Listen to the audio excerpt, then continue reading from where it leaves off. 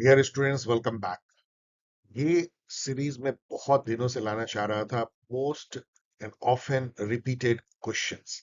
आपको पता है कि पॉल साइंस हेल्प प्लेटफॉर्म ने पिछले 4 सालों में कम से कम मुझे लगता है 10,000 क्वेश्चंस जो है हम लोगों ने एनालाइज किया होगा। हम और आपने मिल के, मैं कह सकता हूं, आप बराबर के साझेदार हैं। आपने क्वेश्चन भेजा है और हमने उसको एनालाइज किया है, और उसमें जो निकल के आते हैं डिफरेंट एग्जामिनेशंस में जो क्वेश्चन आए हैं, क्या ऐसा कोई कॉमन सेट है जो हर एग्जाम में आपको दिखता है, जिसको हम लड्डू क्वेश्चन कहते हैं? और वो एक ऐसे क्वेश्चन है जिसको क्रिकेट की भाषा में बोले तो वो हाफ बॉल ही, जिसपे आपको चौका मारना है, और जो ऐसे बॉल को यूज करता है बैट्समैन, वही सेंचुरी मारता है। याद रखो इस बात को। तो ये सीरीज है क्या मोस्ट रिपीटेड क्वेश्चन में भी एक दो और मैं लाऊंगा। अ, इसमें आज हम लोग political theory and political thoughts, इससे जो रिलेटेड क्वेश्चन जो घिसे पिटे हर एग्जाम में दिखते हैं, चलो देखते हैं और उसके थ्रू अपनी नॉलेज को थोड़ी और बढ़ाते हैं और कंपटीशन को क्रैक करने की और तैयारी। Let us begin.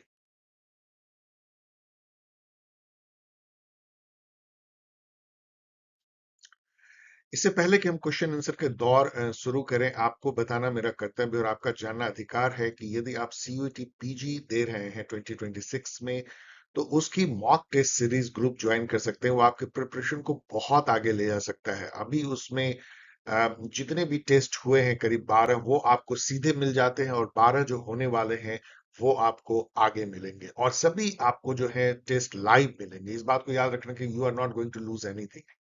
तो उसकी जो है क्रैश कोर्स शुरू होगी 1 फेब से। उसके पहले यदि आप मेन बैच को ज्वाइन करना चाहते हैं, that is a wonderful opportunity. केवल 4 दिन के लिए तो आप ज्वाइन कर सकते हैं। रजिस्टर करें अपना नेम, टेलीग्राम आईडी और मोबाइल नंबर paulsciencehelp@gmail.com। अब चलिए क्वेश्चन आंसर का दौर करते हैं शुरू। और ये तो मैं पहले बताऊं कुछ चीजें, कि ये मेरे जहन में जो मैंने सोचा है कि ये ऑफ रिपीटेड है, पहले तो ये है। दूसरा, ऐसा है कि शुरू शुरू में जब मैं एनालाइज कर रहा था, इसमें से काफी क्वेश्चन बहुत नॉवेल लगते थे कि ये तो बहुत ही खास क्वेश्चन है, लेकिन धीरे धीरे करके वो घिसे पिटे हो गए क्योंकि इतने एग्जाम में पूछा। तो ये भी आपको ध्यान रखना है। दूसरी बात ये है कि ये क्वेश्चन देखने में बहुत सिंपल लगते हैं, लेकिन आपको उसके अंदर की जो बात है वो भी समझने की कोशिश करनी है। उसी से लेवल 2 और लेवल 3 क्वेश्चन बनते हैं। कहीं कहीं पे जहां मुझे फील हुआ है, मैंने एडिशनल इंफॉर्मेशन दिया है, जो कि बहुत ज्यादा जरूरत इसमें नहीं है, लेकिन फिर भी दिया है, इससे कि आप समझे कि उसके आगे के क्वेश्चन कैसे पूछे जा सकते हैं, और उसको भी ध्यान में रखें। So let us begin this enjoyable and fascinating kind of discussion. Most घिसा पिटा question, oft repeated question in all competitive exam. Let us begin. For home politics is authoritative allocation of value. और ये question जो है, आप imagine नहीं कर सकते हैं कितने में आए। इनफैक्ट सारे यहाँ जो क्वेश्चन है वो वैसे ही हैं, कितने ही क्वेश्चन पेपर में आ चुके हैं। ऑथोरिटेटिव एलोकेशन ऑफ वैल्यू, आप इसका मायने भी जानते हैं कि वैल्यू मतलब कि what ever is valuable in society, चाहे वो वेल्थ हो, इनकम हो, प्रेस्टीज हो, ओनर हो, अवार्ड हो, पॉलिटिकल ऑफिसेज हो, उसका जो ऑथोरिटेटिव एलोकेशन है, वही जो है पॉलिटिक्स है। पॉलिटिक्स है क्या, किसको क्या मिलता है, जो हैरोल्ड लासवेल ने कहा। ओके, सो ये कहने वाले जो है डेविड ईस्टन है, the father of system approach in political science, जो father of intellectual father of both behavioralism and post behavioralism, the greatest, one of the greatest thinker, empirical thinker in political science, David Easton. Then जो मैं कह रहा था कि इसी बात को आप देखिए ना, लगभग यही बात का ऑथोरिटेटिव एलोकेशन ऑफ वैल्यू को दूसरे तरह से पैराफ्रेज के कहें, तो politics is who gets what, when and how. Who gets what, whatever is valuable, when and कैसे मिलता है, दैट इज पॉलिटिक्स। एंड ये कहने वाले जो है हैरोल्ड लैसवेल थे। और ये भी पूछा जाता है, लेकिन नॉट लाइक दिस। यदि ये 10 बार पूछा जाता है तो ये 2 बार, लेकिन ये भी काफी इंपॉर्टेंट घिसा पिटा क्वेश्चन है। नेक्स्ट देखिए, who distinguish between negative and positive liberty. I can not remember कि कितनी बार ये पूछा गया है। आपको लगता होगा कि ये तो बहुत आसान है, लेकिन डियर स्टूडेंट, मैं आपको बताऊं कि पिछली बार सीयूईटी पीजी में पूछा गया, who distinguish between negative and positive freedom. केवल जो है लिबर्टी को फ्रीडम कर दिया इन्होंने, और मेरे एक स्टूडेंट ने कहा कि फ्रीडम है, लिबर्टी नहीं है, इसलिए उन्होंने कुछ गलत मान दिया। आप सोच नहीं सकते हो कि इस तरह के लड्डू क्वेश्चन भी आपको परेशान कर सकते हैं, ध्यान रखिएगा। By the way, liberty freedom कुछ भी हो, the answer is same, Isaiah Berlin, we all know. और इसेया बर्लिन ने ये सब जो है 1950s में ये सब लिख रहे थे। उसके पहले जो लिबर्टी का जो कॉन्सेप्ट था, किसी ने उसको कोई दो बकेट में रखने की कोशिश नहीं की थी कि ये निगेटिव लिबर्टी है, पॉजिटिव लिबर्टी है। इससे जो आपको डीपर नॉलेज ये लेना है कि लिबर्टी लिबर्टी है, चाहे वो पॉजिटिव आपको दिखे, निगेटिव दिखे। ऐसा कोई जो थिंकर है, जेएस मिल, जब वो अपनी लिबर्टी की दे रहे होते हैं, रूसो, वो कभी नहीं सोचे होंगे कि कोई आके ये कहेगा कि ये निगेटिव लिबर्टी है, पॉजिटिव लिबर्टी है। ध्यान दीजिएगा इस बात को, लिबर्टी इज लिबर्टी। ये तो इसे अब बर्लिन ने हमें समझाने के लिए किया कि ये निगेटिव है, पॉजिटिव है।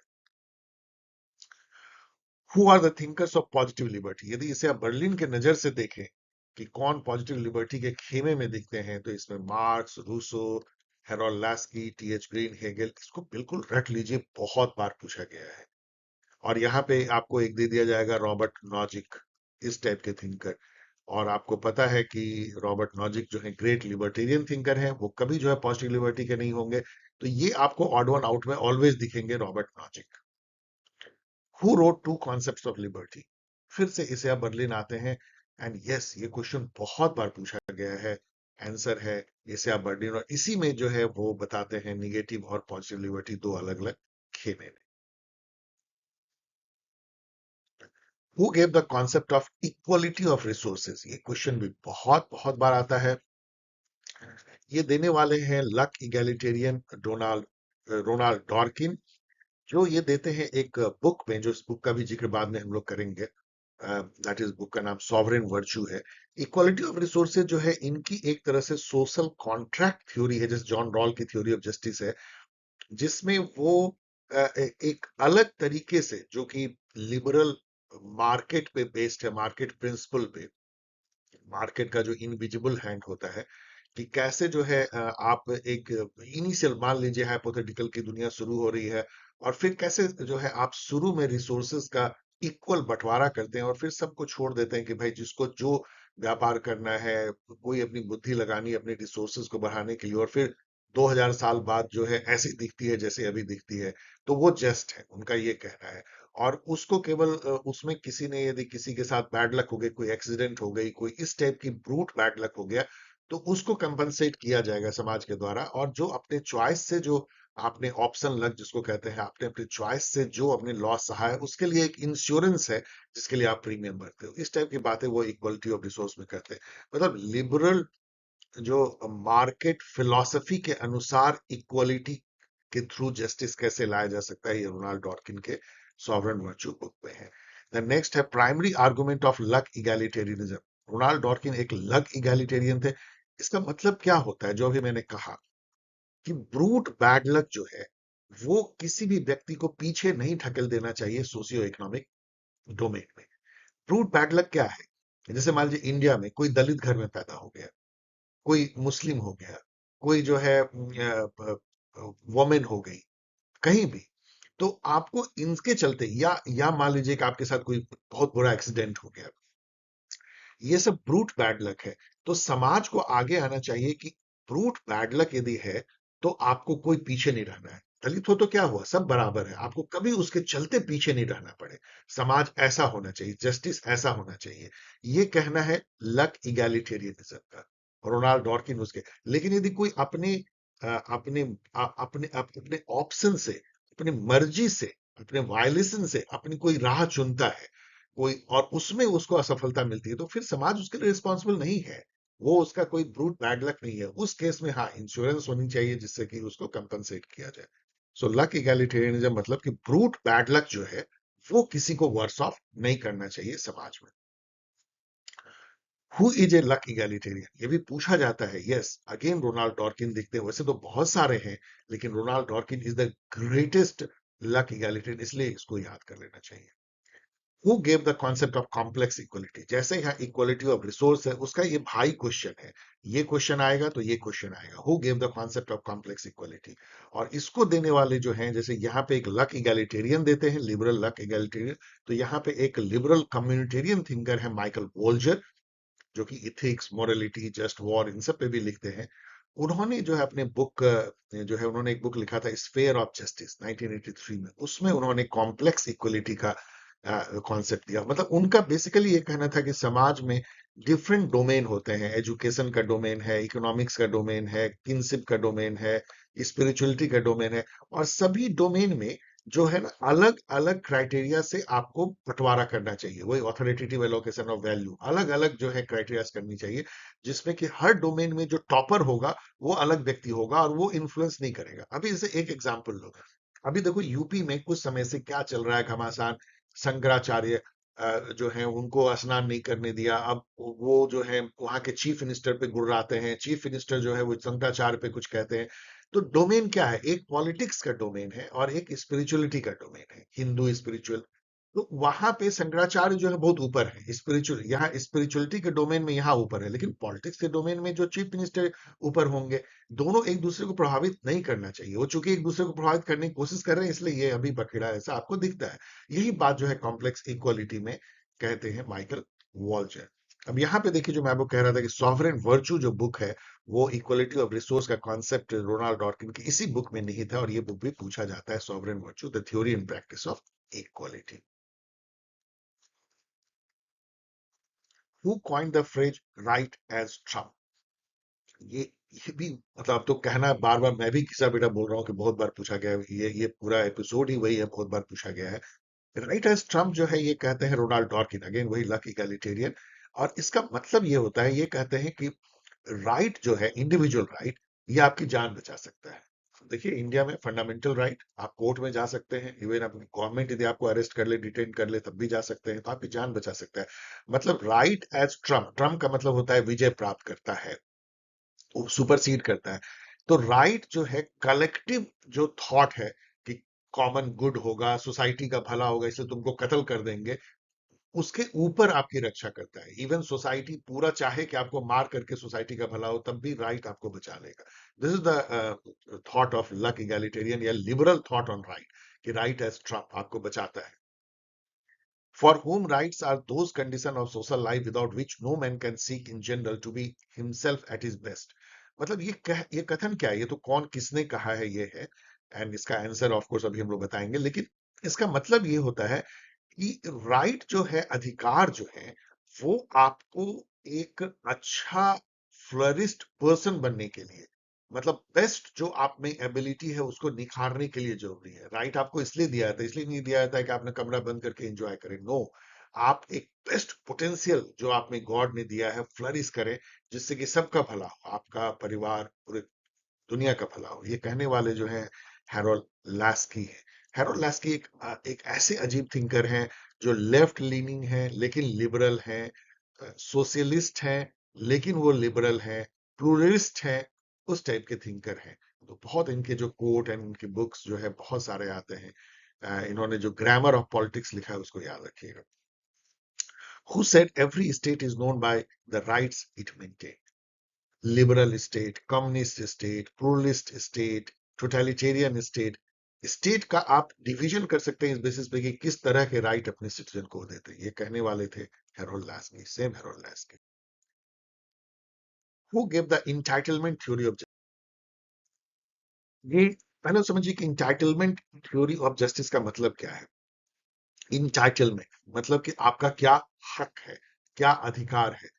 तो ये कहने वाले फेमस जो लिबर्टेरियन थिंकर हैं वो रॉबर्ट नॉजिक हैं, जिन्होंने अपने बुक जो है एनार्की स्टेट यूटोपिया, देख लीजिएगा 1974 में। हो सकता है मैं क्रम अलग बोल रहा हूं, लेकिन उसमें 3 वर्ड है, state, anarchy, utopia. State, anarchy, utopia. So उसमें उन्होंने ये कहा कि यदि मान लो इनिशियल स्टेज, अभी हम लोगों ने देखा इक्वलिटी ऑफ रिसोर्स में, इनिशियल स्टेज में सबने अपनी अपनी संपत्ति जो है बिना किसी दूसरे को हार्म किए हुए एक्वायर किया, बिना किसी को, उसको उस उन्होंने जो है हजारों सालों तक जो है अपना उसको बढ़ाया, उसको ट्रांजेक्ट किया, ट्रेड किया, एक्सचेंज किया, और फिर आज जो भी डिस्ट्रीब्यूशन है, यदि वो एक्विजिशन इनिशियल स्टेज में जस्ट था, मतलब किसी को हार्म करके नहीं किया गया था प्रॉपर्टी का एक्विजिशन, और यदि सब्सिक्वेंट जो ट्रांसफर्स थे, जो एक दूसरे को खरीद फरोख्त हुआ, वो भी जस्ट है, वो भी कोई बेईमानी से नहीं हुआ, तो आज का जो डिस्ट्रीब्यूशन पैटर्न है वो भी जस्ट है। यही बात जो है नॉजिक अपने बुक में कहते हैं। He is a famous libertarian thinker. Libertarian मतलब जो कि प्राइवेट प्रॉपर्टी को सैक्रोसैंक्ट मानते हैं, लिबर्टी को एकदम एक्सट्रीम तक ले जाते हैं, इंडिविजुअल लिबर्टी को। और वो एक तरह का एनार्की की तरफ चले जाते हैं कि गवर्नमेंट एकदम एक नाइट वॉचमैन होना चाहिए, गवर्नमेंट आपको इंटरफेयर आपके जीवन में करना ही नहीं चाहिए। सो नेक्स्ट क्वेश्चन वही बनता है जो बहुत बहुत बार आती है कि who are the most renowned libertarian thinker. तो रॉबर्ट नॉजिक के साथ में दो और को याद कर लो, फ्रेडरिक हैयाक और मिल्टन फ्रेडमैन। ये तिकड़ी, ये ट्रॉयका कहलाते हैं लिबर्टेरियन थिंकर, और कितने ही एग्जाम में आपको ये बचा लेगा ये information. Who are the most renowned communitarian thinker. जैसे ही आप मोस्ट रिनाउंड लिबर्टेरियन थिंकर की बात करोगे, तो ये जो बिग फोर है, चार जो बड़े लिबरल कम्युनिटेरियन थिंकर हैं, उनको याद कर लो। Alasdair MacIntyre, Michael Sandel, Charles Taylor and Michael Walzer. तो यहाँ पे ना इन सब की बुक को भी देखो। ये नहीं है कि अब सर ने केवल इतना कहा तो यहाँ यहाँ रोक करके नेट पे जाइए या चैट जीपीटी और सबके बुक को देखिए, अपने नोट कीजिए, तब आगे बढ़िए। This is the way to have this video consumed. Who called democracy as tyranny of majority? मुझे लगता है अभी तक मैंने जितने आपको क्वेश्चन बताए ना, सबसे ज्यादा बार यदि कोई रिपीट हुआ है तो ये है। और इसमें एक बहुत बड़ी एक और एक तरह से कनुंड्रम है। कनुंड्रम मतलब एक तरह का पजल है कि ये कहने वाले दो वेस्टर्न पॉलिटिकल थॉट के थिंकर हैं। एक तो आंसर है जो सही है, एलेक्स डी टॉकवेल। एलेक्स डी टॉकवेल जो है वो एक बहुत बड़े थिंकर माने जाते हैं कंपैरेटिव पॉलिटिक्स के। इन्होंने लिखा था द डेमोक्रेसी इन अमेरिका 1835 में, जिसमें इन्होंने कंपेयर किया था अमेरिकन डेमोक्रेसी को फ्रेंच डेमोक्रेसी से, उसके रिवॉल्यूशन और उसके फीचर्स के बेसिस पे। और दूसरे थिंकर जिन्होंने कि डेमोक्रेसी को टिरेनी ऑफ मेजोरिटी करार दिया था, वो जॉन स्टुअर्ट मिल थे।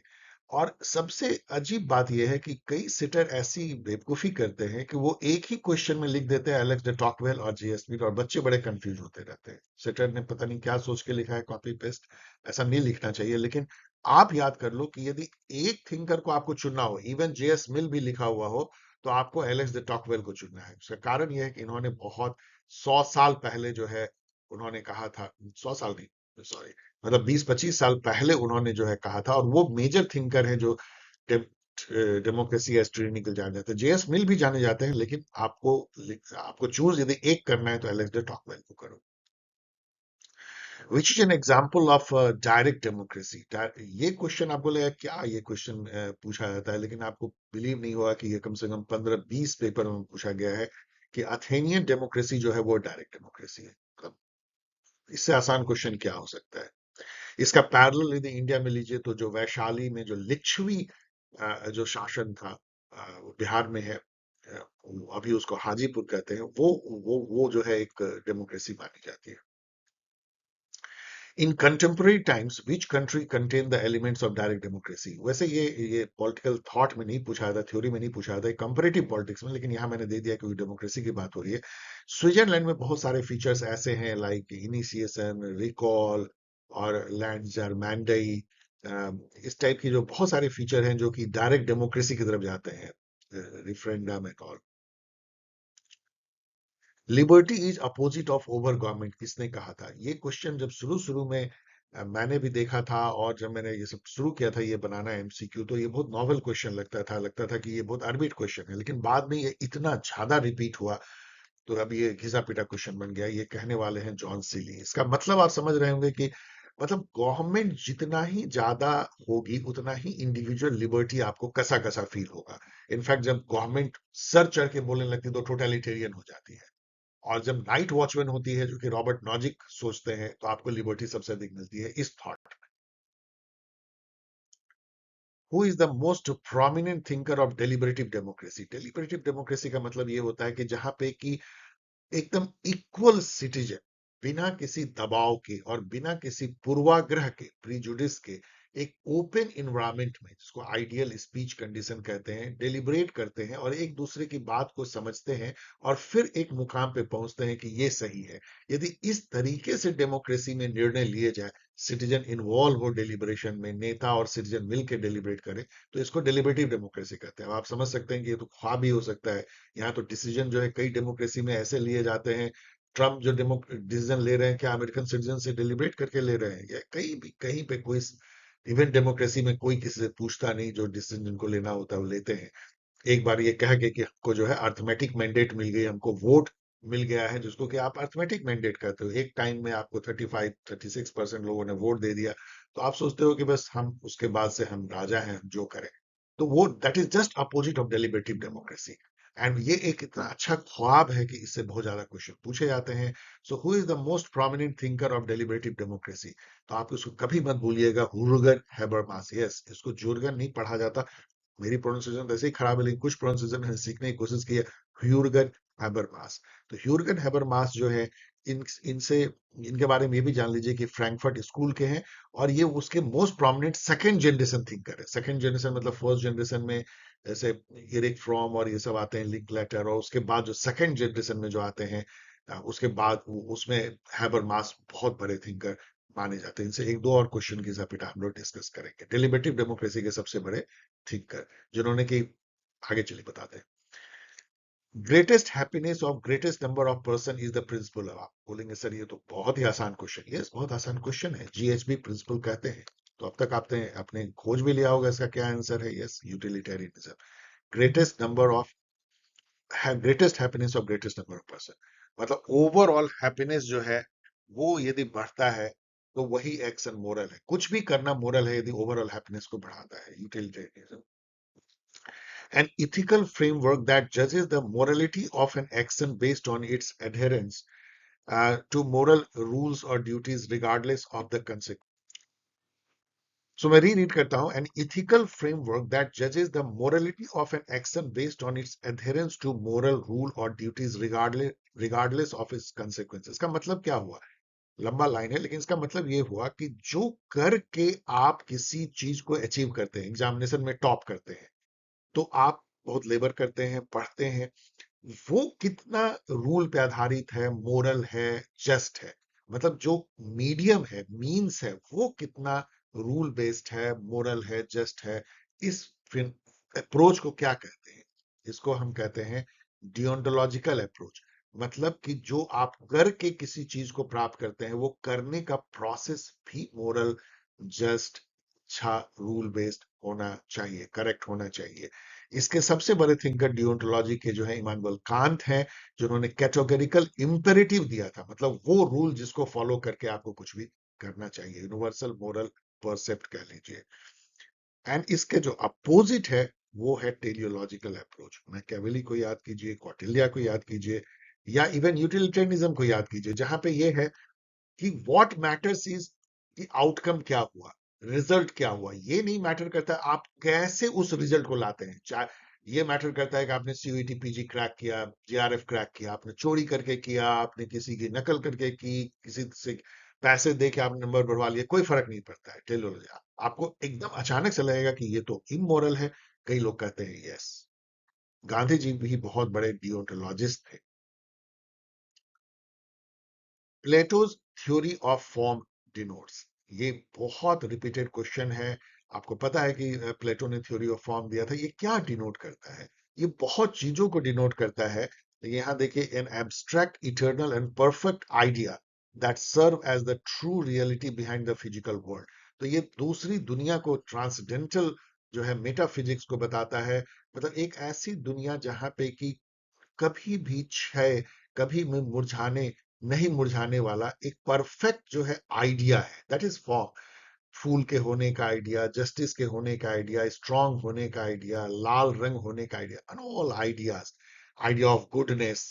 सो वो आइडिया जो है, उसका जो एक एक शैडो जो है, एक छाया जो है, वो ये वर्ल्ड है जो हम अपने आंख नाक कान से देखते हैं, अपने सेंसरी से देखते हैं। तो आइडिया मतलब परफेक्ट आइडिया या इटर्नल आइडिया, एब्स्ट्रैक्ट आइडिया जो है वो फॉर्म को दर्शाता है। फॉर्म वही चीज है।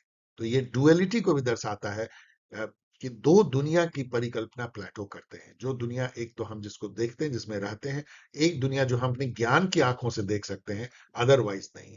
दैट इज, उसमें जो है फॉर्म एग्जिस्ट करते हैं।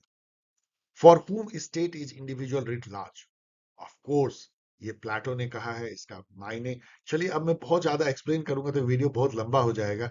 State is individual writ large मेरे और वीडियोस में देख लीजिएगा, Plato. For whom for who नहीं, for whom justice is doing one's duty as per one's station in life, of course Plato. और इसका मायने मैं रोक नहीं पाता हूं, इसका मायने यही है कि आपको जिस क्लास में दिया गया है, मान लीजिए आप प्रोड्यूसर हो, सर झुका के अपने आत्मा के प्यूरिटी से, बिना ये सोचे हुए दूसरे लोग क्या कर रहे हैं, अपनी जो आपका आपसे एक्सपेक्टेड है वो पूरे अच्छे से करना ही जस्टिस है। यदि आप स्टूडेंट हो तो आपको अच्छे से पढ़ाई करना, बिना ये सोचे हुए कि दूसरे लोग क्या कर रहे हैं, यही आपके लिए जस्टिस है, यही न्याय है, आपके लिए न्याय यही है। सो प्लेटो, मतलब, और ये जस्टिस का दिन का कॉन्सेप्ट देखिएगा तो कितना अलग है जो एरिस्टोटल ने जो जस्टिस दिया है, डिस्ट्रीब्यूटिव जस्टिस, किसको क्या मिलता है, उससे कितना अलग है। Who was the first thinker to give theory of distributive justice? वो जो authoritative allocation of value, the politics is who gets what when, जो है किसको क्या मिलता है, डिस्ट्रीब्यूशन कैसे होता है, इसको देने वाले पहले थिंकर जो थे वो एरिस्टोटल थे। और इन्होंने किस बेसिस पे कहा, किस बेसिस पे कहा कि डिस्ट्रीब्यूशन होना चाहिए? इनका दो बेसिस था, किसको कितना नीड है और कितना जो है उसके उसने कंट्रीब्यूट किया है, या डिजर्ट मेरिट कितना है। लेकिन इसका जो ओवरऑल प्रिंसिपल है उस पे बनता है अगला घिसा पीटा क्वेश्चन, और वो है Aristotle's distributive principle, distributive justice, just नहीं जस्टिस, डिनोट। तो किस बेसिस पे इनका जो डिस्ट्रीब्यूटिव जस्टिस था, ये था प्रोपोर्शनल इक्वालिटी, जिसको कि हम एक वर्ड में कह सकते हैं इक्विटी।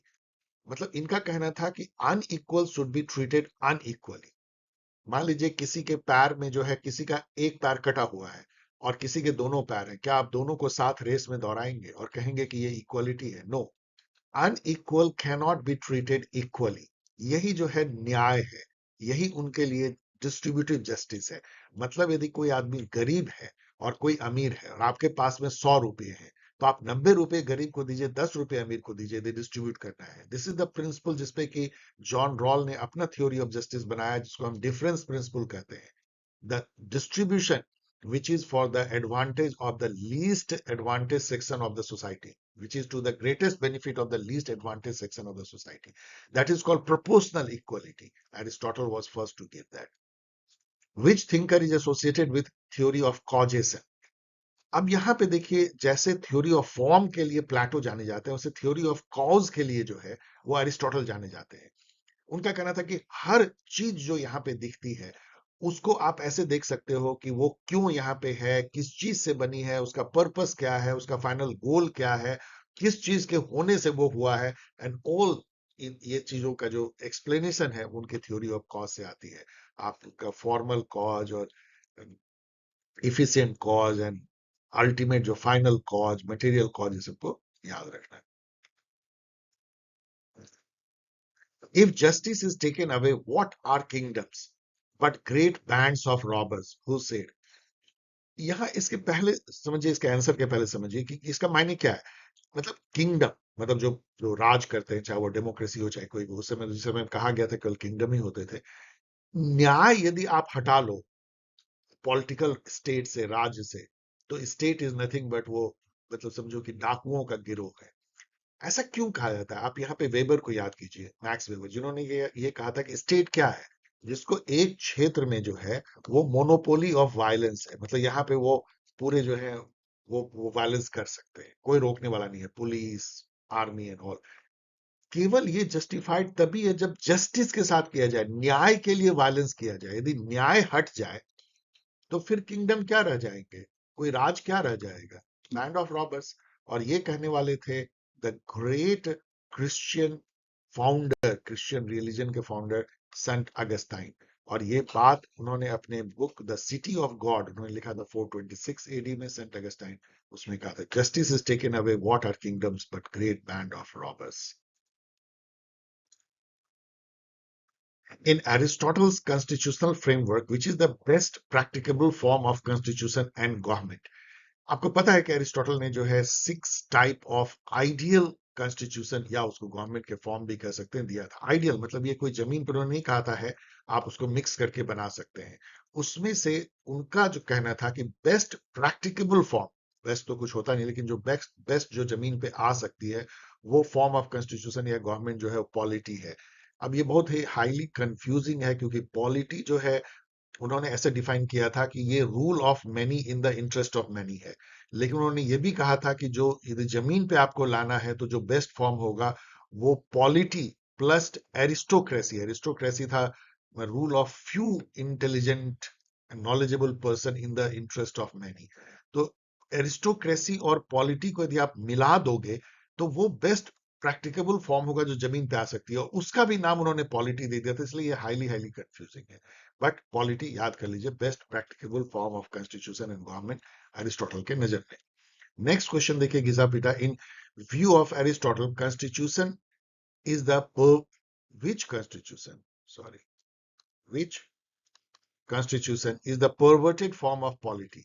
अब पॉलिटी जो है वो एक अच्छा फॉर्म है, वर्चुअस फॉर्म ऑफ कॉन्स्टिट्यूशन है, लेकिन जब वो गिर जाता है, उसका पतन हो जाता है, तो वो कौन सा फॉर्म है? यदि आप पहली बार इस तरह क्वेश्चन देख रहे हो तो आपको जान के बहुत हैरत होगी कि इसका जवाब है डेमोक्रेसी। उनकी नजर में, एरिस्टोटल के नजर में, डेमोक्रेसी एक परवर्टेड फॉर्म ऑफ गवर्नमेंट है। पतन मतलब कि ये बेकार जो है उनके लिए अच्छा कोई नहीं है, क्योंकि उन्होंने डिफाइन किया था डेमोक्रेसी का कि democracy is rule by many in the interest of few. ये कहने में केवल आप जनता के नाम पे शासन करते हो, कई लोगों के नाम पे शासन करते हो, लेकिन इसमें हित केवल कुछ ही लोगों का सत्ता है। इसीलिए democracy is bad in the eyes of Aristotle. आपको याद रखना चाहिए कि प्लेटो, एरिस्टोटल, सोक्रेट तीनों डेमोक्रेसी के अगेंस्ट थे। आपको यह भी याद रखना चाहिए कि जिस समय सोक्रेट को जहर देकर के मारा गया, वो डेमोक्रेसी था, एथेनियन। और एथेंस जो डेमोक्रेटिक गवर्नमेंट थी, उसने जो है मौत की सजा दी थी सोक्रेटिस को। क्यों? क्योंकि उनका मानना था कि वो डेमोक्रेसी के अगेंस्ट में यंग लोगों को भड़काते हैं। तो आप समझ सकते हैं कि ये तीनों जो troika of the great political thinker democracy को अच्छा नहीं मानते थे। ये उनको मूर्खों का शासन, मॉब का रूल मानते थे। Which thinker is called child of his time? अब ये क्वेश्चन तो आप सोच भी नहीं सकते हो कितनी जगह कितनी बार आ चुका है, और इसका आंसर है मैकियावेली। अब ऐसे देखा जाए तो हर थिंकर जो है अपने समय का शिशु होता है, हर थिंकर। लेकिन क्यों मैकियावेली को कहा गया? बिकॉज उनका टाइम बहुत स्पेशल टाइम था यूरोप के हिस्ट्री में। That was a time of renaissance, जब यूरोप अपने मेडिएवल स्लम्बर से, मतलब ब्लैक जो मेडिएवल था, जहां पे कि यूरोप बहुत पीछे चला गया था, उससे वो जागता है। और ऐसा जगता है कि फिर पूरे दुनिया पे राज करता है अगले 400-500 सालों में। तो इसलिए उस समय की जो पूरी करवट लेती हुई जो socio cultural, art, craft, literature में जो एक नयापन आया था, मॉडर्निटी आया था, उन सब को पॉलिटिक्स में दर्शाते हैं मैकियावेली, और इसलिए उनको चाइल्ड ऑफ हिज टाइम कहा जाता है, because his time was very very special time. अब देखो इस पे जो एक क्वेश्चन जो कि बहुत ही नहीं पूछा जाता है, लेकिन आप लोग जान सकते हो कि किसने कहा था मैकियावेली को चाइल्ड ऑफ हिज टाइम? और ये कहने वाले थे विलियम आर्क पाल डनिंग। डनिंग ने बुक भी लिखा है पॉलिटिकल थॉट पे, तो उन्होंने कहा था। अब ये आगे के लिए आप याद कर लो। The term virtue and fortuna is associated with which thinker? With which thinker? अब आप सोचोगे सर ये इतना आसान है। यस, आसान है, लेकिन ये बहुत बार पूछा जाता है मैकियावेली। लेकिन क्या आसान नहीं है? जो आगे आपको हेल्प करेगा वो ये है कि वेटू और फॉर्चूना के बारे में जितना चाहे उतना पढ़ ले, सीयूईटी पीजी गाइड से या यूजीसी नेट गाइड से, या और अभी मैं इसको एक्सप्लेन नहीं कर रहा हूं, लेकिन इस पे अंदर में काफी काफी चीजें आपको पूछ सकते हैं। जैसे यदि आपको पूछ दिया कि मैकियावेली के प्रिंस में जो वेटू है, उसका एग्जाम्पलर मतलब कौन सा उसमें कैरेक्टर है जो पूरे वेटू, मैकियावेलियन वेटू को दर्शाता है? तो बॉर्जिया, बॉर्जिया, सम बॉर्जिया। तो आपको ये क्वेश्चन तो डिफिकल्ट हो जाएगा ना। इसी तरीके से यदि आपको ये पूछ दिया जाए कि फॉर्चूना जो है, वो फॉर्चून कह लीजिए, बैड लक, लेकिन नॉट नॉट गुड लक, वो कितने परसेंट जो है प्रिंस के प्रारब्ध को, मतलब रिजल्ट को जो है उसको, क्या उसके साथ होगा, फेट को कितने परसेंट कंट्रोल करता है एज पर मैकियावेली? तो ये सब क्वेश्चन डिफिकल्ट हो जाएगा ना। तो आप इससे रिलेटेड कितने ही क्वेश्चन आप सोच सकते हो जो आते हैं, लेकिन ये जो क्वेश्चन है सबसे घिसा पिटा है। Which thinker advocated absolute state and absolute sovereign? जहां एब्सोल्यूटिज्म की बात आए, चाहे वो स्टेट हो चाहे सॉवरन हो, वहां हॉब्स को याद कीजिए, the thinker of absolutism, Thomas Hobbes, Leviathan. So primary objective of social contract theory is, ये क्वेश्चन बहुत बार आया कि सोशल कॉन्ट्रैक्ट थ्योरी जो आई 17th सेंचुरी में यूरोप में, जिससे लिबरलिज्म आया, उसका प्राइमरी पर्पस क्या था, क्या एस्टेब्लिश करना चाहते थे? उसका प्राइमरी पर्पस था to establish a theory of state.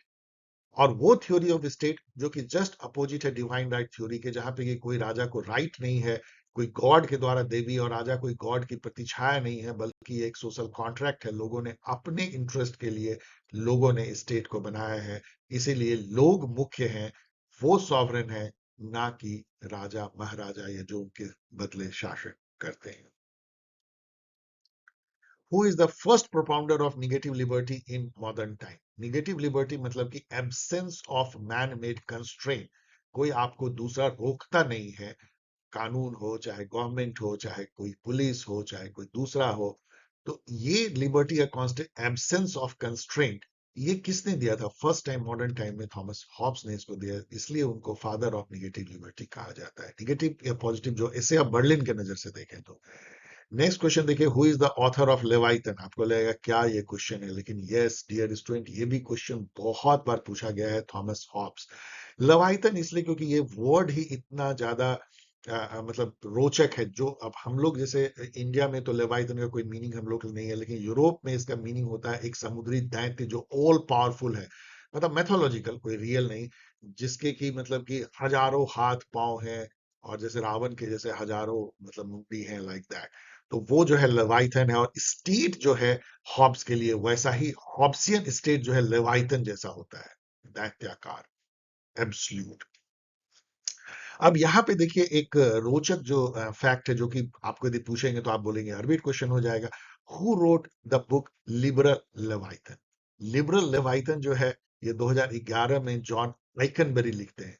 और आपको जान के और मजा आएगा ये सुन के कि लिबरल लेवाइथन उन्होंने अमेरिका को कहा है। और अभी यदि आप ट्रम्प का देखेंगे कि वो उठा लेते हैं वेनेजुएला के प्रेसिडेंट को, धमकी देते हैं ग्रीनलैंड पे हम बम बरसा के ले लेंगे, ईरान को धमकी देते हैं कि तू फांसी दिया तो तेरे ऊपर बम दागेंगे, तो पूरी दुनिया को धमकी देते रहते हैं। तो आपको फील होगा कि यस, जॉन आइकनबरी ने सही कहा था कि America has become liberal Leviathan. कहने को एक लिबरल कंट्री, एक डेमोक्रेसी, लेकिन वो बिहेव करता है एक मॉन्स्टर के जैसा, दैत्य के जैसा, समुद्री दैत्य के जैसा, जो पूरी दुनिया को दांत दिखाता है, हड़काता है।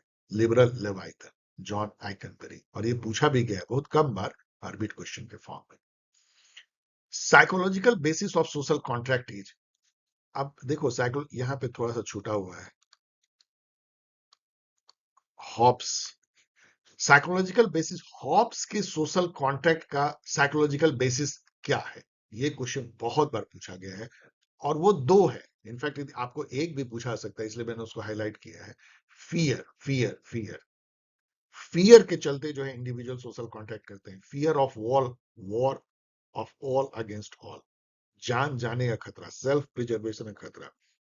क्योंकि स्टेट ऑफ नेचर, जहां पे कोई स्टेट नहीं है, हायर पॉलिटिकल अथॉरिटी नहीं है, वहां पे जो मार काट है वो ऐसी है कि आदमी जिंदा नहीं रह सकता है, उसकी संपत्ति की रक्षा नहीं हो सकती, उसके ओनर की रक्षा नहीं हो सकती, उसके परिवार की रक्षा नहीं हो सकती। उस डर से जो है हॉब्स के नजर में लोग सोशल कॉन्ट्रैक्ट करते हैं, स्टेट बनाते हैं, मत्स्य न्याय को खत्म करने के लिए, अपने सेल्फ इंटरेस्ट में, of course. So psychological basis fear है। Who is considered as the father of liberalism? Of course, John Locke is considered the father of liberalism. Who defended natural right of life, liberty and property? Again, you know the question is John Locke. जैसे ही natural rights आए, John Locke. Who wrote two treaties of government?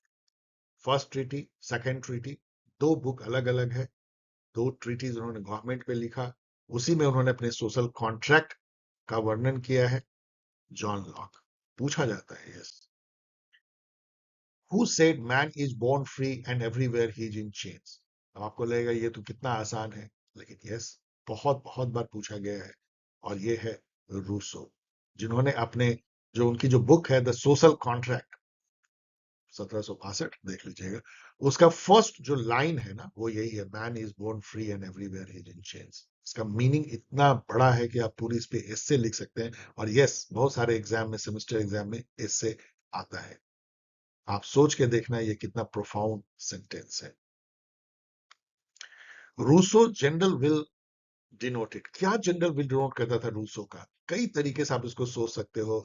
ये एक group mind को दर्शाता है, एक पूरा group है उसका कंबाइंड माइंड, एक कॉमन गुड, मतलब सोसाइटी का जो कॉमन गुड है उसको दर्शाता है।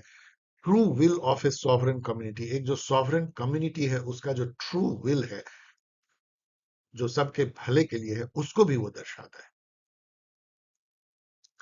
यहाँ पे डियर स्टूडेंट, जनरल विल जो रूसो का है उसके बारे में जितना ज्यादा जानना है वो जान लो, इससे बहुत डीपर से डीपर क्वेश्चन भी पूछा जा सकता है। Who gave the concept of popular sovereignty? अब ये क्वेश्चन भी उसी तरह का ट्रिकी है जैसे कि टिरेनी ऑफ मेजोरिटी वाला क्वेश्चन है, क्योंकि पॉपुलर सॉवरेनिटी का मतलब ये होता है कि पीपुल जो है सॉवरेन है, जनता के हाथ में सॉवरेनिटी है। ये थॉट देने वाले पहले लॉक थे, लॉक के बाद रूसो आए हैं। लेकिन यदि आपको एक थिंकर चुनना है जिन्होंने की पॉपुलर सॉवरेनिटी दिया है, तो वो रूसो चुनेंगे। उसका कारण ये है कि इन्होंने जिस तरीके से उसको एक्सप्लेन किया, लॉक बहुत ही डायल्यूट वे में करते हैं। इसके अलावा लॉक जो है पॉपुलर सॉवरेनिटी को और डाइल्यूट करते हैं, क्योंकि वो रिप्रेजेंटेटिव गवर्नमेंट की परिकल्पना करते हैं कि गवर्नमेंट जो है वो आपकी सॉवरेनिटी को होल्ड करेगी, मतलब पीपल जो अपनी सॉवरेनिटी को दे देते हैं। जबकि रूसो कहते हैं कि सॉवरेनिटी पीपल में डिसाइड करती है, पीपल में ही रहेगी, किसी को दिया नहीं जा सकता, डेलीगेट नहीं किया जा सकता। इसलिए the thinker of popular sovereignty is Rousseau, ये बात को ध्यान रखना, जबकि लॉक ने भी दिया है।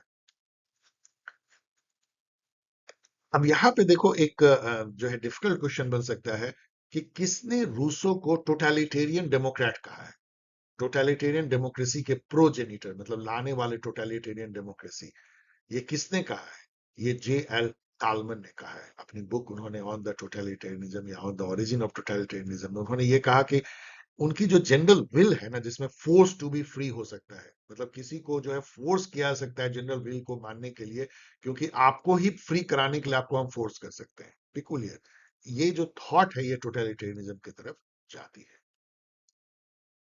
Who visualise justice as fairness? Yes, again आप बोलोगे सर कितना इजी है, लेकिन आपको इसी टाइप के क्वेश्चन से कोई भी पेपर बनता है। डियर स्टूडेंट, याद रखना, इस टाइप के क्वेश्चन जो हम लोग इस पेपर में डिस्कस कर रहे हैं, किसी भी पेपर में, आप यदि एक दो को छोड़ दो, आरपीएससी जैसे अदर को ऑर्बिट पेपर को, तो जो नॉर्मल पेपर होंगे यूजीसी नेट के हो चाहे सीईटी पीजी हो, उसमें करीब 30 to 50% क्वेश्चन ऐसे ही रहते हैं। Yes, who visualise justice as fairness, और इसमें आप एक भी मिस नहीं कर सकते हैं। यदि आपने एक भी गलत किया तो आपके चांस गए।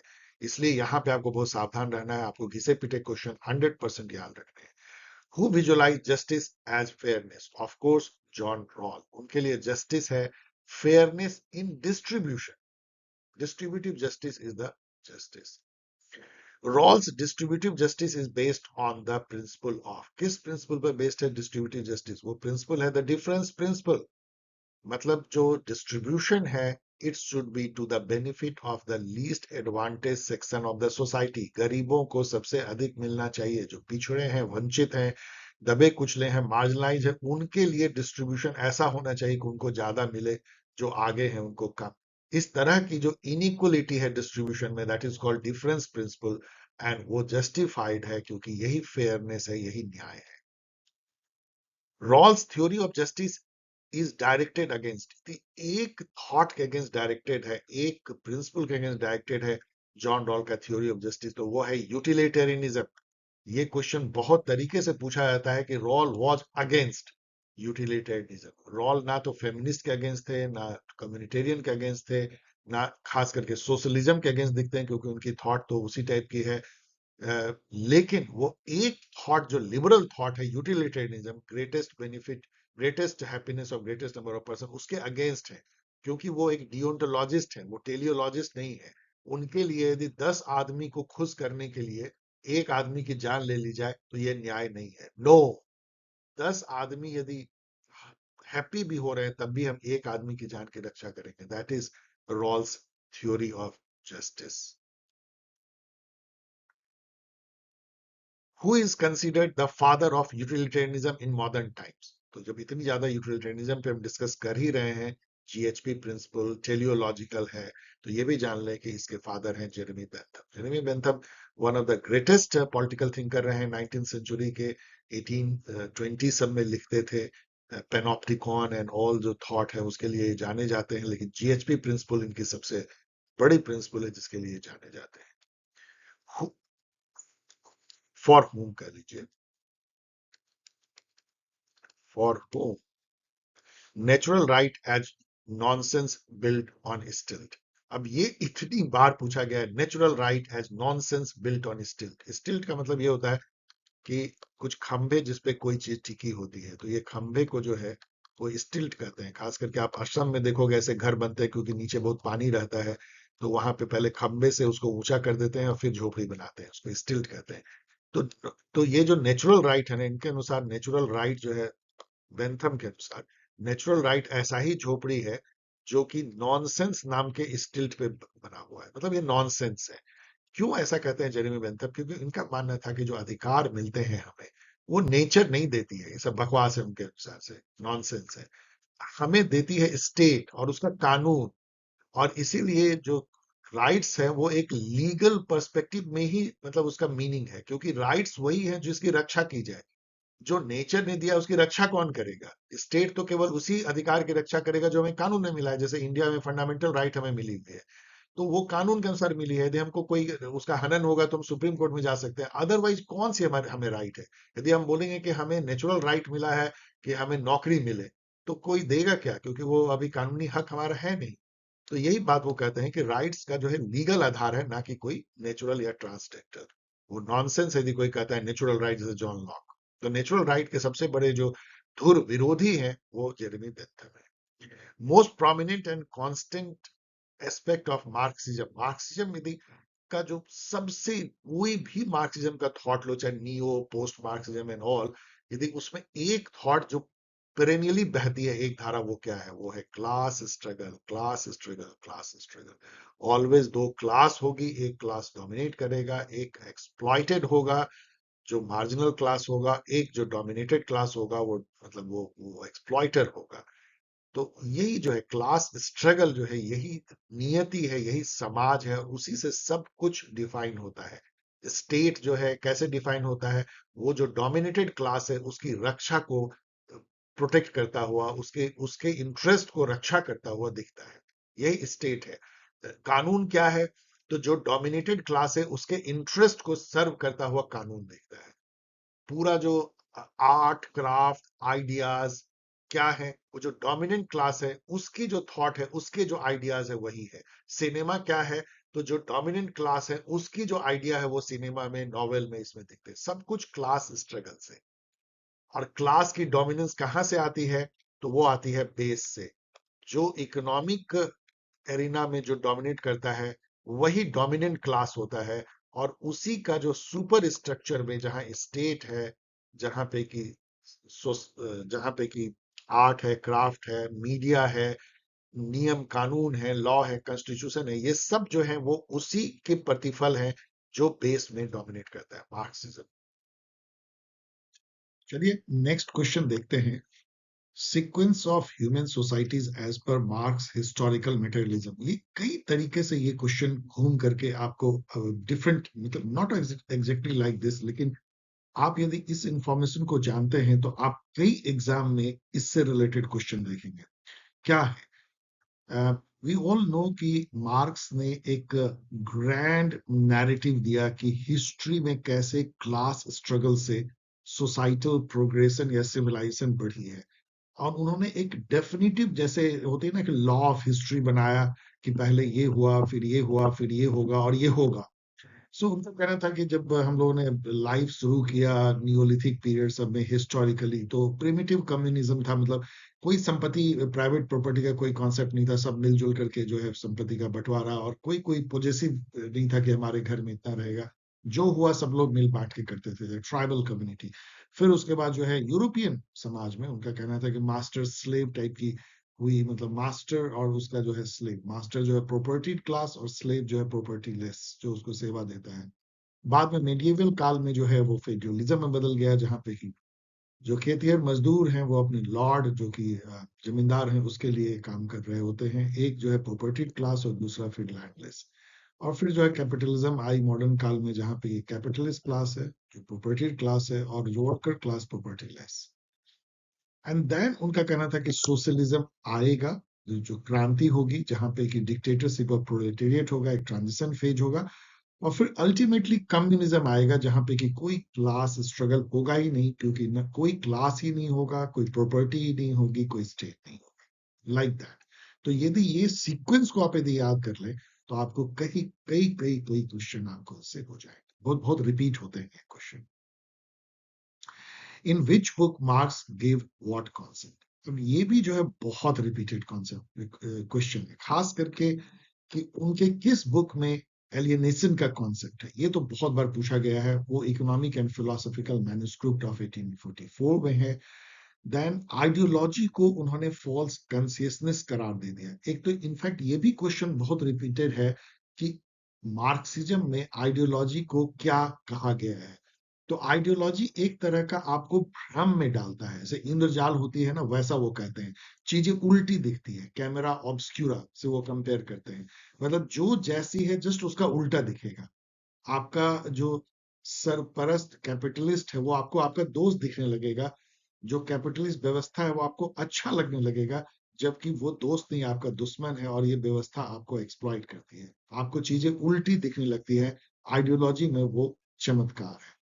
तो ये बात जो आइडियोलॉजी एज फॉल्स कॉन्शियसनेस, जो मार्क्सिज्म में, जर्मन आइडियोलॉजी में उन्होंने दिया था। रिलेटिव ऑटोनॉमी ऑफ स्टेट, मतलब कि आपको तो मैंने बताया पिछले स्लाइड में कि बेस जो है, जो इकोनॉमिक स्ट्रक्चर है, वो डिटरमिन करती है सुपर स्ट्रक्चर, जिसमें कि स्टेट होता है, state, law, media and all.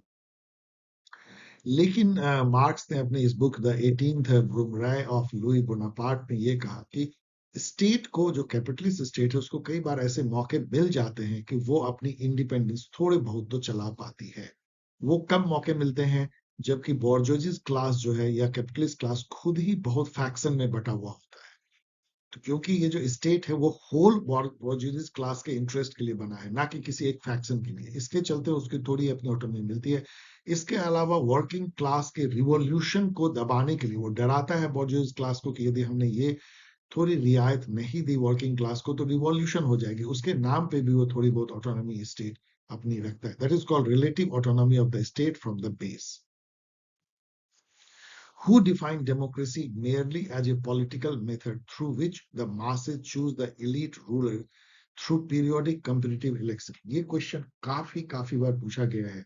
इस तरह की एक, आप कह लें कि बहुत ही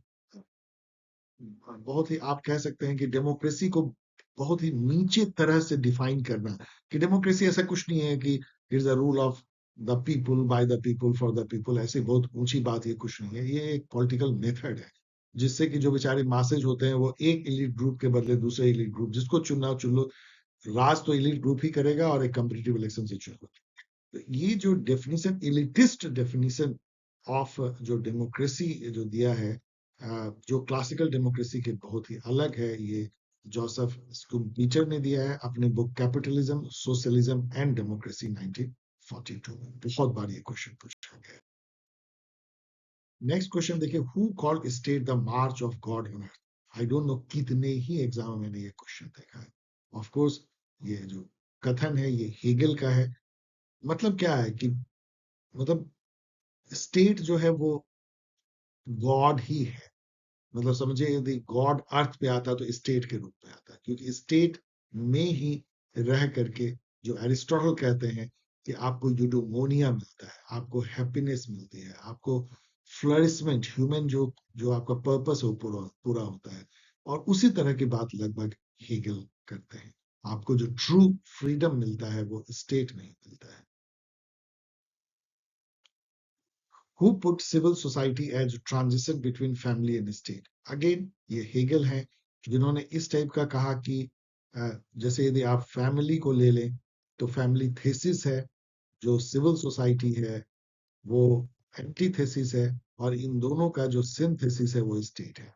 तो मतलब ये आइडियोलॉजिकल प्रोग्रेशन है from family to civil society to state. The term absolute spirit is associated with which thinker? Again ये हेगल से ही है, जहां पे कि वो कहते हैं जो हमारी एक पर्सनल सब्जेक्टिव कॉन्सियसनेस होती है, वो कैसे प्रोग्रेशन करती है टुवर्ड्स एब्सोल्यूट स्पिरिट। और एब्सोल्यूट स्पिरिट आप समझ सकते हो उस जमाने का मतलब इंटेलेक्चुअल हाइट है, जो हम जितना ज्यादा सोच सकते हैं इन ए पर्टिकुलर एज, उसका पूरा निचोड़ जो है वो एब्सोल्यूट स्पिरिट है। और वो जब एक बार आपने अचीव कर लिया, तो बेस्ट आइडिया जो उस जमाने की है, अब आपके पास में है, आप जैसे उसको जीवन के लिए यूज करें। Which liberal thinker was considered a reluctant democrat? ये भी क्वेश्चन बहुत जगह पूछा गया है। वो थिंकर जिनको रिलेक्टेड डेमोक्रेट कहा गया है वो है जॉन स्टुअर्ट मिल।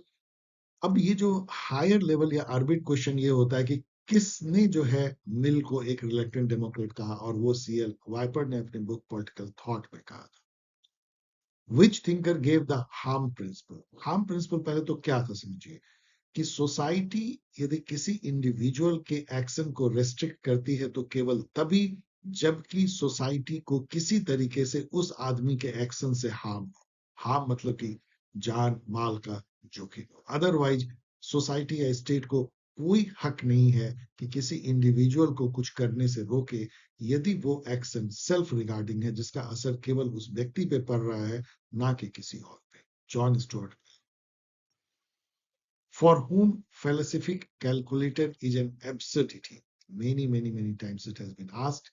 पहले समझिए philosophic calculator क्या था। ये जनरल बेंथम ने डिवाइस किया था कि हैप्पीनेस को हम इंपेरिकली मेजर कर सकते हैं, वैसे ही जैसे हम टेम्परेचर को मेजर करते हैं। उसके लिए बहुत सारे उन्होंने पैरामीटर बनाए कि खुशी का सोर्स कितने दूर है या नजदीक है, सोर्स कितना छोटा है बड़ा है, उसका इम्पैक्ट जो है कितने दिन तक रहता है, कितने महीने मतलब कितने टाइम तक रहता है, कितनी सर्टेनिटी है कि आपको खुशी मिलेगी मिलेगी, खुशी कितना प्योर है, क्या वो पेन के साथ आता है या सीधा सीधा खुशी आती है। और इन सब बेसिस पे उन्होंने जो है फेलिसिफिक मतलब खुशी, खुशी का कैलकुलेटर बनाया था। जॉन स्टुअर्ट मिल ने कहा कि ये एब्सर्डिटी है, बकवास है। सो John Stuart. Which utilitarian thinker differentiated between higher and lower pleasure? We all know कि जॉन स्टुअर्ट मिल ने जो है प्लेजर को भी दो पार्ट में बांट दिया। उन्होंने कहा कि ऐसा नहीं है कि केवल हम फिलोसफिक कैलकुलेटर से क्वांटिटी निकाल लें, क्वालिटी मैटर्स। किस टाइप की है हैप्पीनेस?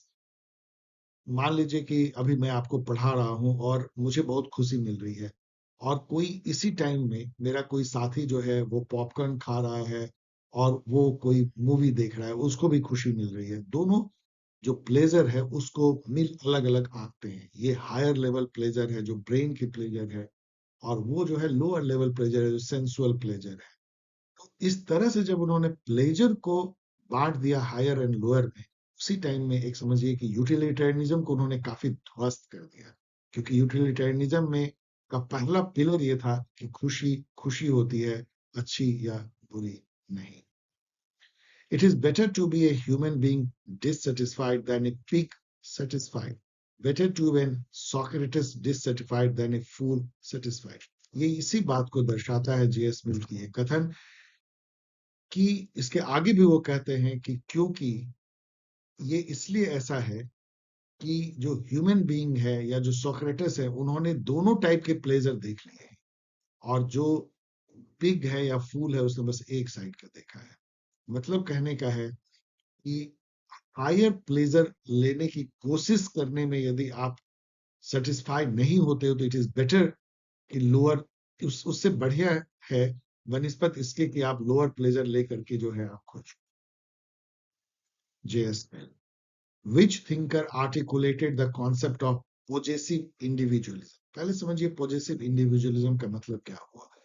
मतलब कि एक इंडिविजुअल जो है सोचता है कि उसके पास गाड़ी हो, बंगला हो, कार हो, नौकर हो, मतलब पॉजिटिवनेस हमारे पास हो, किसी और के पास नहीं हो, बटोरना बटोरना बटोरना, जो जो सभी आप देखते हैं मॉडर्न टाइम में सभी करते हैं। That is called positive individual.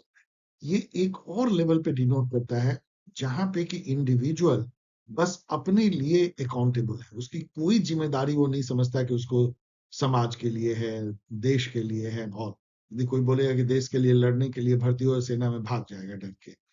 कोई बोलेगा रोड पे कोई खून से लथपथ है, नहीं भाई मैं मुझे तो ऑफिस जाना है। वो भी पॉजिटिव इंडिविजुअलिज्म को दर्शाता है, स्वार्थी व्यक्ति जो अपने लिए केवल सोचता है। ये जो कॉन्सेप्ट है, जो जो वेस्टर्न पॉलिटिकल थॉट की बहुत बड़ी एक कमजोरी मानी जाती है, ये देने वाले एक मार्क्सिस्ट थिंकर थे कैनेडियन सीबी मैकफर्सन, जिन्होंने एक बुक लिखा 1962 में, the political theory of positive individualism, Hobbes to Locke. उसमें उन्होंने पॉजिटिव इंडिविजुअलिज्म का कॉन्सेप्ट दिया। उसके बाद से तो सेटर के लिए ही बन गए फेवरेट, कितने ही एग्जाम में ये पूछा गया है। Who wrote citizenship and social class? यदि सिटीजनशिप पे एक क्वेश्चन जो आप देखें जो सबसे ज्यादा पूछी गई है, तो वो है टीएच मार्शल की ये book citizenship and social class. And दूसरी जो क्वेश्चन इसी से जुड़ी हुई है कि as per TH martial liberal citizenship के कौन से 3 कंपोनेंट है? तो वो कंपोनेंट जो है वो है सिविल, पॉलिटिकल एंड सोशल, जो अधिकार है। मतलब उनका कहना है कि जो लिबरल सिटीजनशिप का जो इवोल्यूशन हुआ है, पहले सिविल राइट्स दिए गए, फिर पॉलिटिकल राइट्स, फिर सोशल, तो और भी राइट्स जो है वो दिए जाते हैं सिटीजन को। मतलब सिटीजनशिप जो है वो एक फ्रेमवर्क है जिसके तहत आपको अधिकार मिलते हैं, और अधिकार भी जो है उसकी प्रोग्रेशन होती है, पहले दिस फिर दिस फिर this. In modern era who was the first to propound the theory of political sovereignty? ये क्वेश्चन बहुत बहुत पॉपुलर है। इसका आंसर है जी बोदिन। जी बोदिन जो है फ्रेंच थे, और उन्होंने एक बुक लिखा था 1576 में, six books of the Republic. नहीं तो फ्रेंच में लिखा हुआ, इसका इंग्लिश ट्रांसलेशन है। उन्होंने डिफाइन किया सॉवरेनिटी को, पॉलिटिकल सॉवरेनिटी को, as the supreme perpetual and indivisible power of the state unrestrained by law. पहले तो वो जो सॉवरेन है उसको सुप्रीम होना है, उसके ऊपर कोई शासक नहीं है। परपेचुअल होना है, ये नहीं कि आज सॉवरेन है और कल नहीं है। एंड इनडिविजिबल होना है, मतलब उसको कोई बांट नहीं सकता है उस सॉवरेनिटी को, indivisible power of the state. और वो इस तरह का जो सॉवरेन होता है, वो जो पॉजिटिव लॉ होते हैं जिसको कि सॉवरेन खुद बनाता है, उस कानून उस पर लागू नहीं होता है। वो खुद कानून का निर्माता है लेकिन कानून के अंदर नहीं है। Jean Bodin first to give the concept of political sovereignty in modern era. For whom law is command of the sovereign? ये क्वेश्चन भी बहुत बहुत पॉपुलर है, उतना ही जितना कि who gave the first time concept of sovereignty। इसका answer है जॉन ऑस्टिन। जो इनका पूरा लाइन है, law is the command of the sovereign backed by the sanction. मतलब कि कानून क्या है? ये जो सॉवरेन जो कहता है और जो कि बल के द्वारा वो उसको लागू कर सकता है, वही कानून है। John Austin. जॉन ऑस्टिन जो है, he is known to give the legal and monistic theory of sovereignty. इसलिए नेक्स्ट जो बहुत पॉपुलर क्वेश्चन है, who gave legal and monistic theory of sovereignty?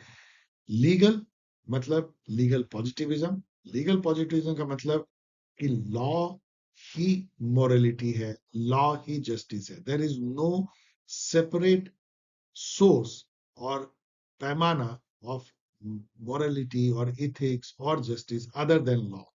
Law खुद अपने आप में, यदि लॉ के अनुसार है तो वो जस्ट है, मोरल है, ethical. That is called legal view of anything.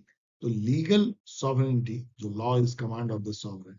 And monistic theory मतलब कि सॉवरेन एक है, बंटवारा नहीं हो सकता, इनडिविजिबल, जो कि जीन बोधिन ने भी दिया था।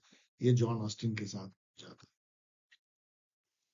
Who defined nation as imagined community? John Austin की जो बुक है the province the the province of jurisprudence determined 1832, इसको जरूर याद रखिएगा। यहाँ एक और बात याद रखिएगा कि उतना ही पॉपुलर क्वेश्चन है, who gave the concept of absolute sovereignty? That is of course Thomas Hobbes। वैसे यदि आप देखेंगे तो एब्सोल्यूट सॉवरेनिटी जीन बोधिन के साथ भी जाता है, लेकिन रियल जो जिसको एब्सोल्यूटिज्म के जो ग्रेट जो थिंकर थे वो हॉब्स थे, जो जिस तरह का उन्होंने लेवाइथन की concept the. Who defined nation as imagined community? अब ये बेनेडिक्ट एंडरसन की एक बुक आई 1983 में इसी नाम से, इमेजिन कम्युनिटी, और उसके बाद से सेटर के ये फेवरेट बन गए, जहां उन्होंने ये कहा कि नेशन जो है ये कोई नेचुरल गिवन ऑर्गेनिक इंटिटी नहीं है, ये तो क्रिएट किया जाता है, ये सोशल कंस्ट्रक्शन है, हम उसको क्रिएट करते हैं एज एन। और वो जो कम्युनिटी होती है जो कि क्रिएटेड है, तो imagine community, this is not a natural community, not a normal community. आप ऐसे कम्युनिटी है जहां आप जस्ट इमेजिन करते हो कि हम एक कम्युनिटी के पार्ट हैं, उसको हम नेशन कहते हैं। The social constructivist view of nation. For whom power is co-creation through speech communication in public real.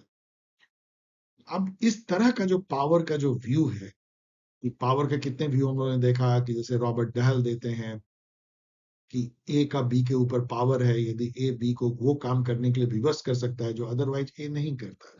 That is the first dimension of power. फिर बराक एंड बैकराक लेकर के सेकंड डायमेंशन ऑफ पावर आते हैं कि power केवल यही नहीं है, पावर ये भी है कि कौन से आइटम एजेंडा में आएंगे और कौन नहीं आएंगे।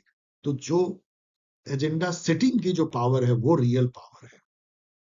तभी तो फैसला होगा कि क्या चुना जाएगा। पहले तो एजेंडा में आने ही नहीं दिया जाएगा। तो पावर जो है का ये जो फेस है एजेंडा में आने का और नहीं आने देने का, इसको सेकंड फेस ऑफ पावर जो है कहा बराक बैकराक ने।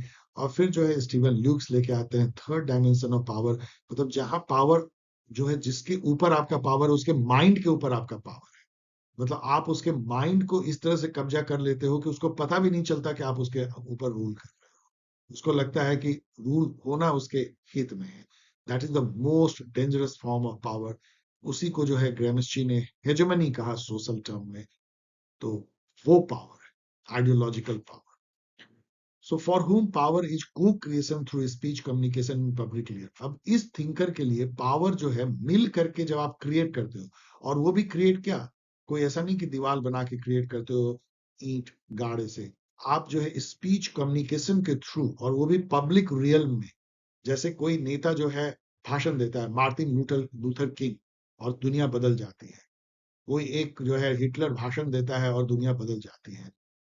चर्चिल भाषण देते हैं और दुनिया बदल जाती है। That is the power. जब मिल के लोग इस तरह से जो है एक्शन लेते हैं, दैट इज पावर। हाना आर्न, हाना आर्न से जो दूसरी क्वेश्चन पूछी जाती है वो भी इससे रिलेटेड है। with which three activities Hannah Arendt define human condition। उन्होंने एक बुक लिखा था ह्यूमन कंडीशन, जो लगता है 1859 1959 सॉरी 1959, चेक कर लीजिएगा। उस बुक में उन्होंने ये कहा था कि दो तरह की एक्टिविटी हम करते हैं। एक वीटा एक्टिवा, मतलब जो हम बेसिकली जिसमें हम अपने फिजिकली कुछ करते हैं अपने सेंस ऑर्गन से या हाथ पैर से। और दूसरा जो वीटा कंटेम्पलेटिव, कंटेम्पलेटिव, मतलब जहां पे कि हम जस्ट सोचते हैं, स्पिरिचुअली जो कर लीजिए आंख बंद करके मेडिटेशन एंड ऑल। तो वीटा एक्टिवा को उन्होंने तीन पार्ट में फिर बांटा। वो है लेबर, वर्क एंड एक्शन। उनका कहना था कि कुछ एक्टिविटी जो हम करते हैं वो है जो हम एनिमल से शेयर करते हैं, जो जो नित्य क्रिया हम करते हैं, खाना पीना एंड ऑल सॉच एंड अदर्स। दैट इज बेसर लेवल ऑफ एक्टिविटी, वो सभी करते हैं जब तक लोग जिंदा है, तब तक करते हैं। वर्क जो है वो है जब हम कोई ड्यूरेबल चीज क्रिएट करते हैं जो हमारे बाद तक रहता है। कोई भी चीज जो आप क्रिएट करते हैं, जैसे मैं वीडियो बना रहा हूँ, वो भी एक वर्क है। कोई जो है मजदूर जो है दीवार बना रहा है, वो भी वर्क है। उस मजदूर के जाने के बाद भी जो है वो दीवार रहेगी, वो महल रहेगी। कोई फिल्म बनाता है, वर्क है। उस आदमी के मरने के बाद, गुरुदत्त के मरने के बाद भी हम उनके फिल्म को देखते हैं, राज कपूर के फिल्म को देखते हैं, और वर्क। एक्शन जो है और वर्क बहुत इंपॉर्टेंट है, क्योंकि उससे ही दुनिया चलती है। और बहुत ज्यादा लास्टिंग भी होता है। लेकिन उनका कहना था कि उससे भी हायर लेवल की एक्टिविटी एक्शन है। एक्शन वही है जो यहाँ लिखा है। जब आप पब्लिक रियल में स्पीच कम्युनिकेशन से कुछ नया क्रिएट करते हो, दुनिया को बदल डालते हो, दैट इज एक्शन। जो पॉलिटिक्स है, इसलिए उनका कहना था कि जो पॉलिटिक्स है वो हाईएस्ट लेवल का एक्टिविटी है। Who is known for Asiatic form of communism. ये क्वेश्चन भी कितनी बार पूछा गया है। माओ से तुंग और माओ जेदांग, जिन्होंने की मार्क्स के कम्युनिज्म को एक तरह से कस्टमाइज किया एशियाटिक फॉर्म में। मार्क्स ने जो है लेबर क्लास प्रोलेटेरिएट के लिए नारा दिया था, उन्होंने जो है पीजेंट क्लास को शामिल किया रिवॉल्यूशन में और करके दिखा दिया Asiatic form of. Who gave the end of history thesis. मैंने कोई लगभग कोई पेपर अभी तक नहीं देखा है जो एटलीस्ट फ्रांसिस फुकुयामा के एंड ऑफ हिस्ट्री थीसिस के साथ ना आया हो। आई डोंट नो ये कितना ज्यादा पॉपुलर। अभी तक मैंने आपको जितने क्वेश्चन कहे उसमें सबसे ज्यादा यदि रिपीटेड है तो वो ये है कि किसने जो है एंड ऑफ हिस्ट्री थीसिस दिया। ये देने वाले, जैसा मैंने बताया, फ्रांसिस फुकुयामा है तो जापानी लेकिन अमेरिकन नागरिक। उन्होंने 1992 में एक बुक लिखा the end of history and the last man, Francis Fukuyama. Basically and of history thesis क्या कहता है कि जो आइडियोलॉजी की जो खोज है, जो economic ideology like capitalism, political ideology like liberal representative democracy, उसकी खोज जो है वो खत्म हो गई सोवियत रूस के ढहने के बाद। क्यों? फ्रांसिस फुकुयामा कहते हैं कि पहले जो है लिबरलिज्म आई, उसके अगेंस्ट में जो है सोशलिज्म आई, कम्युनिज्म आई, बीच में फासिज्म आई जिसने कि सबको हरा दिया एक पल के लिए, कुछ दशकों के लिए। लेकिन वर्ल्ड वॉर टू के साथ फासिज्म खत्म हो गया और केवल लिबरलिज्म और सोशलिज्म कम्युनिज्म दो आइडियोलॉजी बचे, जो दोनों ने पचासों साल तक जो लड़ाई किया कोल्ड वॉर में। लेकिन 1991 में जैसे ही सोवियत रूस ढहा, कम्युनिज्म सोशलिज्म खत्म हो गया और एक ट्रायम्फ हो गई लिबरल डेमोक्रेसी एंड कैपिटलिज्म की। तो आइडियोलॉजी की खोज जो है अब पूरी हो गई। दिस इज द आइडियोलॉजी, मतलब एंड ऑफ हिस्ट्री का मतलब end of the history of ideological revolution, Hegel से। मतलब आइडियोलॉजिकल रिवॉल्यूशन अब यहाँ अंत, अब क्या खोजोगे? अब तो कोई आइडियोलॉजी बची नहीं, क्योंकि यही आइडियोलॉजी है जो कि ह्यूमन के लिए परफेक्ट है। That is called end of the history thesis. लेकिन आप जानते हैं ये बात सही नहीं है, फिर भी खोज जारी है। और लिबरलिज्म को कितने चैलेंजेस मिल रहे हैं आपको पता है। Who gave the clash of civilization thesis, उतना ही पॉपुलर जो है हटिंगटन की क्लास ऑफ सिविलाइजेशन थीसिस है। हटिंगटन ने एक बुक लिखा 1996 में इसी नेम से, क्लास ऑफ सिविलाइजेशन। उसमें उन्होंने ये कहा कि 21st सेंचुरी में जो वॉर होगी वो इकोनॉमी के बेसिस पे नहीं या आइडियोलॉजी के बेसिस पे नहीं होगी, बल्कि कल्चर एंड सिविलाइजेशन के बेसिस पे होगी। It will be a cultural war और सिविलाइजेशनल वॉर। जब 9/11 हुआ और अलकायदा ने अटैक किया अमेरिका पे, तो कई लोगों ने कहा हटिंगटन की भविष्यवाणी सही हुई, क्योंकि that was not the war between two state और टू नेशन। एंड ये कोई आइडियोलॉजी पे नहीं होकर ये कल्चरल वॉर था। Islam versus Christianity, clash of civilisation. Who gave the end of ideology thesis? 30 साल से भी ज्यादा पहले, जबकि फ्रांसिस फुकुयामा ने एंड ऑफ हिस्ट्री थीसिस दिया था, तो डेनियल बेल ने एक बुक लिखा था, and of ideology on the exhaustion of political ideas in the 50s, 1960। ये कोल्ड वॉर का हाई टाइम था और पूरी दुनिया जो है दो आइडियोलॉजिकल कैंप में बटी हुई थी, लिबरल डेमोक्रेसी, लिबरल कैपिटलिज्म या लिबरलिज्म, और दूसरी कम्युनिज्म, सोशलिज्म कम्युनिज्म। खाई बहुत गहरी थी और ऐसा डेनियल बेल को लगा कि अब जो है कोई आइडियोलॉजिकल जो है सर्च की जरूरत ही नहीं, क्योंकि दो आइडियोलॉजी इतना ज्यादा डीप इंफ्लुएंस्ड हो गए हैं कि अब दोनों केवल थोड़ी बहुत उसको टेक्नोक्रेटिक जो है चेंज करके फिट करते हैं टाइम के साथ, जो कि इंक्रीमेंटलिज्म बोलते हैं, हो रही है। कोई अब बहुत बड़ी आइडियोलॉजी का समय लद गया, एंड ऑफ आइडियोलॉजी, ऑलमोस्ट वही बात जो एंड ऑफ हिस्ट्री। लेकिन यहाँ पे तो केवल एक आइडियोलॉजी बचा और यहाँ दो आइडियोलॉजी एकदम अलग अलग थे, डेनियल पे। और एंड ऑफ आइडियोलॉजी के भी कई थिंकर हैं, जिनको जैसे रेमंड एरन भी है, आपको जानना चाहिए, आप पढ़ सकते हैं। सैमुअल मार्टिन लिप्सेट भी उसी में थे। कई थिंकर ने ये कहा कि ग्रैंड आइडियोलॉजी के दिन लद गए। मतलब डेनियल बेल के सुर में सुर उन्होंने 1960s में मिलाया। This is the last slide dear student. मुझे तो बहुत मजा आया। आई होप कि आपको भी इस वीडियो, जबकि ये लंबा हो गया, आपको भी मजा आएगा। Women are not born, they are made, किसने कहा? अब चलिए थोड़ी हम लोग जेंडर और फेमिनिज्म पे बात कर लेते हैं।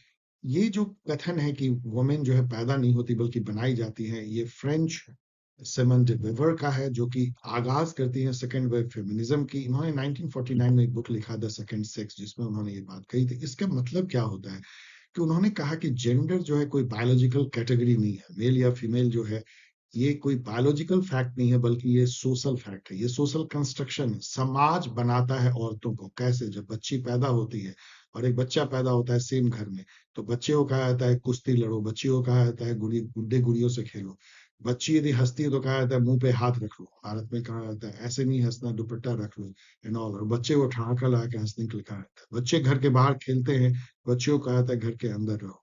एंड लाइक दिस, इस तरीके से उन्हें औरत बनाया जाता है। मतलब कि उनको एक एक्ट परफॉर्म करने दिया जाता है, जो सदा काल से औरतों से एक्सपेक्टेड है कि वो ऐसे चलेंगी, ऐसे बोलेंगी, ऐसे बिहेव करेंगे।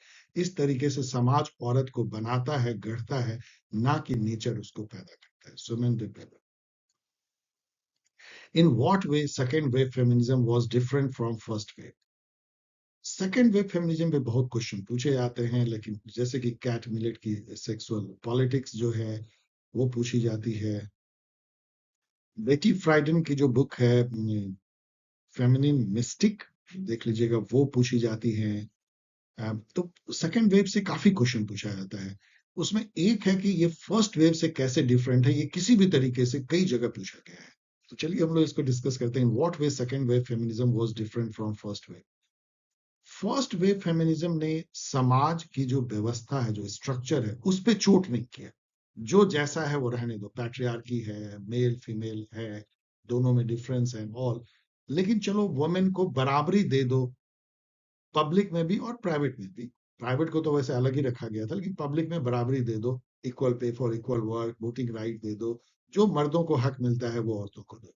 लेकिन सेकेंड वेव फेमिनिज्म जो है वो रेडिकल फेमिनिज्म थे। उन्होंने समाज की जो व्यवस्था है उस पे ही चोट किया।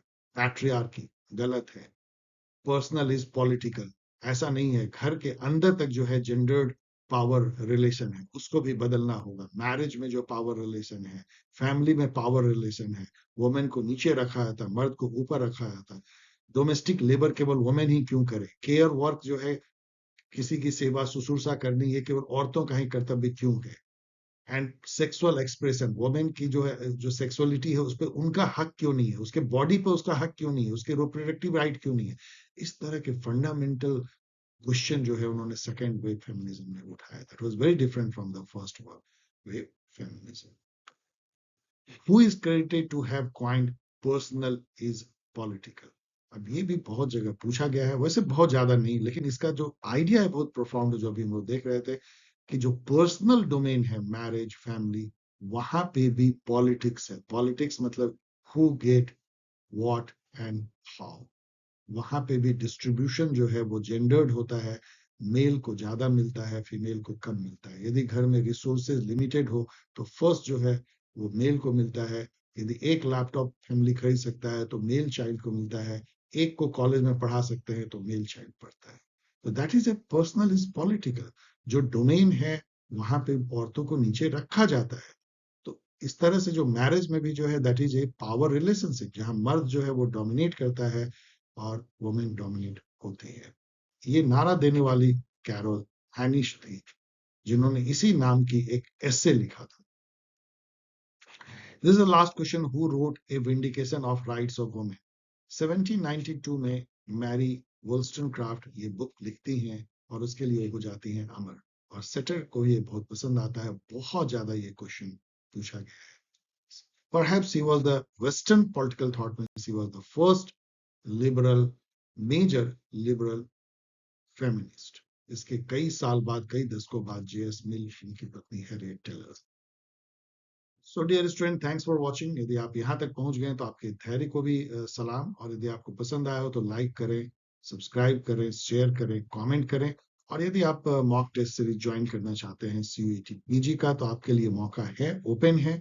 आप अपने name, Telegram ID and mobile number registration के लिए लिखें paulsciencehelp@gmail। इस स्पेलिंग को गौर से देखें।